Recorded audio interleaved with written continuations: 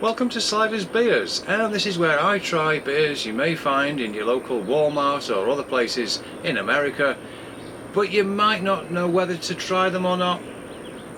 I try them, so sometimes you don't have to. And today we've got a wonderfully named beer called Dirty Bastard. What I'll do is I'll show you the case, show you some details, and then we'll have a quick look at the history before we open one and try it. Here's the case or box so you know what to look for, and also a bottle at the side. Here are some details, and let's have a look at the history.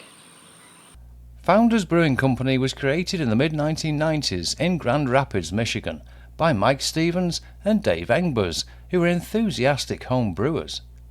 They'd recently graduated from college and in 1996 called the company the John Pannell Brewing Company. Stevens and Engbers changed the company's name to Canal Street Brewing Co. in 1997, where they had begun brewing operations. One beer of theirs was called Founders Pale Ale.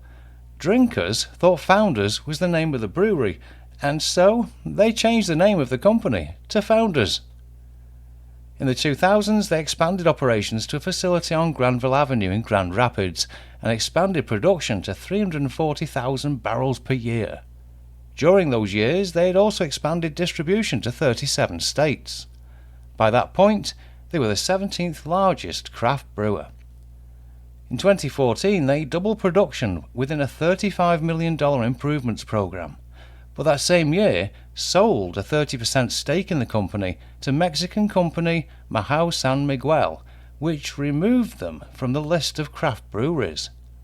In 2019, the original founders sold another 60% to the Mexican company. Now, let's go back outside. Welcome back to the tasting table. I've just gone and got the bottle opener. I'm never going to live down that Blue Moon one, am I, where I got it completely wrong. Blue Moon's Belgian white does have a twist off cap. Right, you might also notice that there are only 3 bottles here out of 6. The other 3 have taken me a little while to drink because this stuff at 8.5% does actually drink as though it's 8.5%. The Elysian Space Dust was different in that regard because it doesn't, and that one's dangerous. This one, at least you know where you're up to. The thing is, I've only drunk them out of the bottle, so I'm presuming it's dark.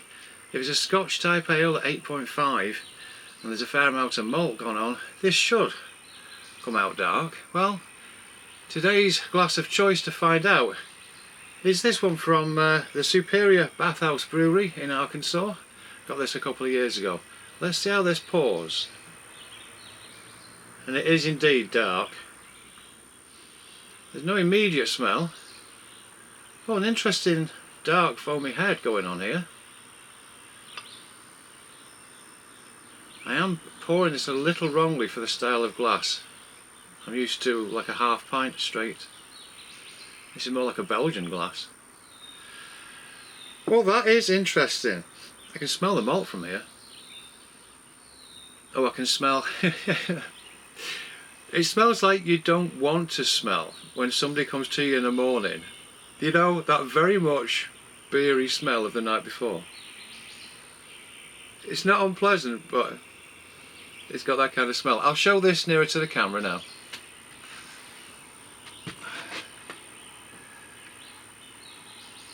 There we go, there's no seeing through it. There's some good aeration, there's some good bubbles.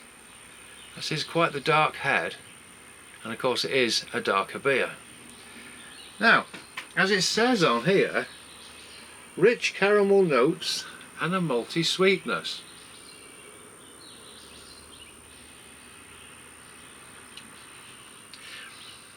Very much a caramel, and then over the top of which is quite a nice lightness. I won't go anywhere near lambic for the kind of bouncing around the mouth, but it certainly is aerated, I should say, at the top, like those little bubbles.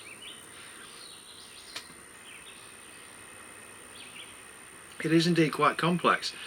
Well, that complexity makes you realise you're drinking something at 8.5%. It's a very, very good winter beer, I'll put it that way. It would be very nice as a winter beer. I would not drink this in the day. he says, as you're looking behind me. So the rest of this one is actually going to go back in but well, actually it'll go back into a screw top bottle. I think I do have a Blue Moon still, an empty of that, and I'll save that for later on. But it is a particularly good beer in terms of a craft brew. You can certainly tell that you're drinking 8.5%. It's a solid beer, nothing wrong with it. And what I'll do next is I'll add the bottle cap to this board here, and this is so you can tell which beers I've reviewed so far and roughly when, because I do try and put out a couple of videos a week, and so this board here will show you which ones I've done. Right, just another sip of this.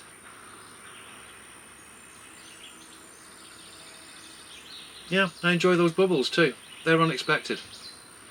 Cheers, see you next time.